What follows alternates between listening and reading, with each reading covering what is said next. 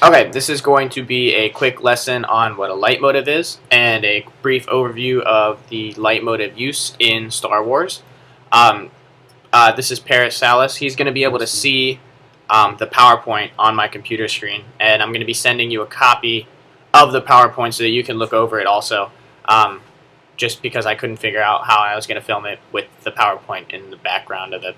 Yeah, so I'm just going to send it to you. Pull up the PowerPoint.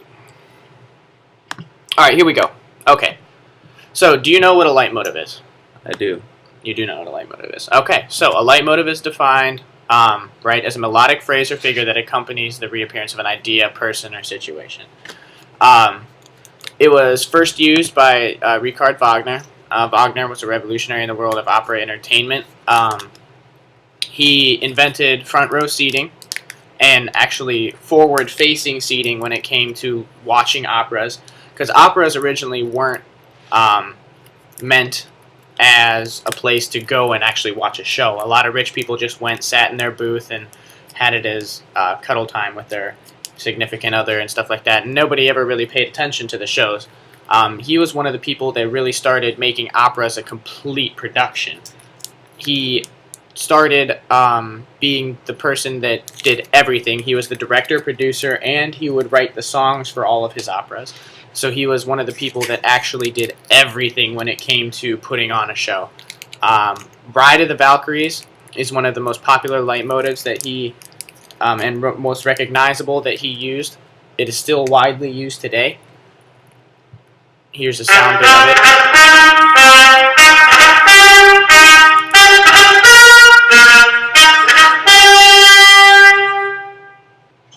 Now, I'm sure you've heard that in commercials or in movies at different points, because it is completely used. I was actually watching a commercial for a Ford dealership the other day, and Ride of the Valkyries was being played in the background.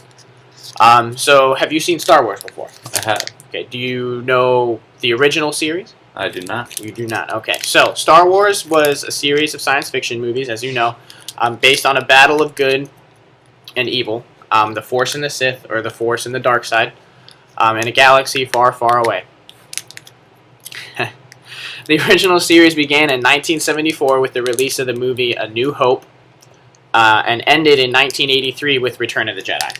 That's just the original series. Okay, and then what we kind of grew up with was the prequels to that. Okay. So this was the original, and then we grew up with episodes 1, 2, and 3, which is with like Qui-Gon Jinn and Obi-Wan Kenobi and all of them as they were growing up, like before Anakin Skywalker even became Darth Vader.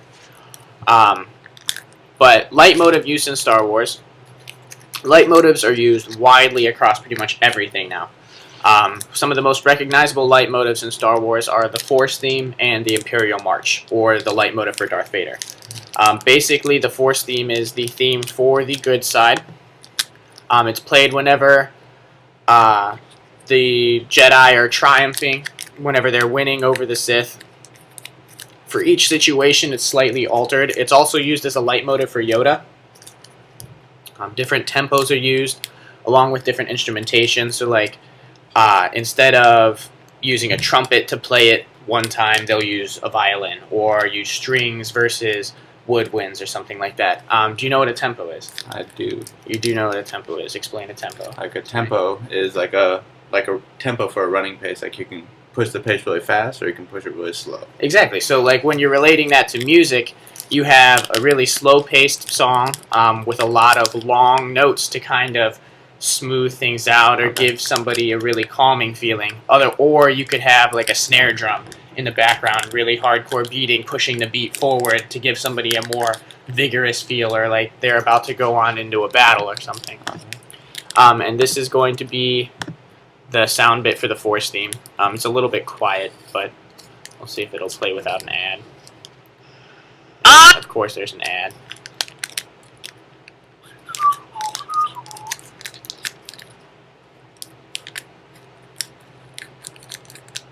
Three, 2, 1. Okay.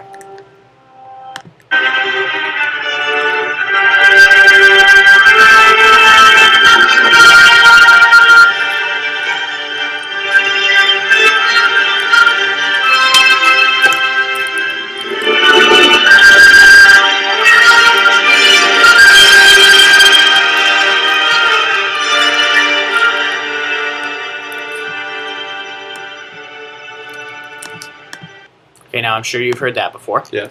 Considering you've watched the movies. The opposing side to that, which is one of the other extremely used leitmotifs, is the Imperial March for Darth Vader. Actually, when Darth Vader started out as Anakin Skywalker in the movies that we remember growing up, he was originally linked with the Force theme because he was a member of the Jedi, because he was training under Obi-Wan Kenobi.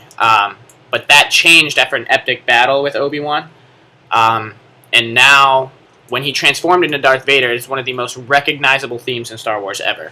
Like, if you ask people who Darth Vader is, everybody's going to know who Darth Vader is, whether or not they've seen Star Wars or not, because he appears in so many different things.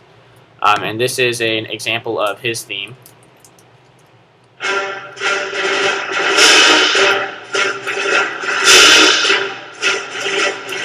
And this is what I was talking about with the tempo. The snare drum is really pushing it forward, because it is known as the Imperial March, so it's a march.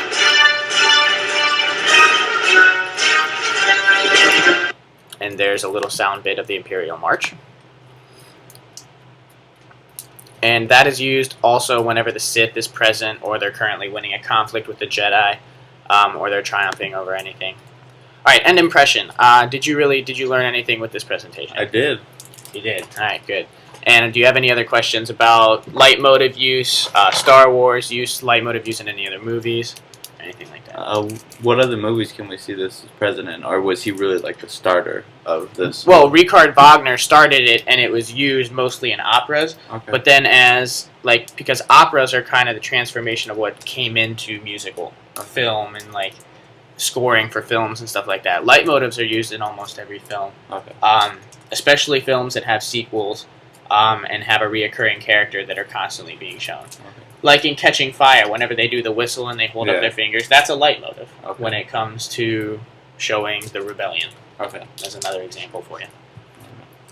All right, checking out.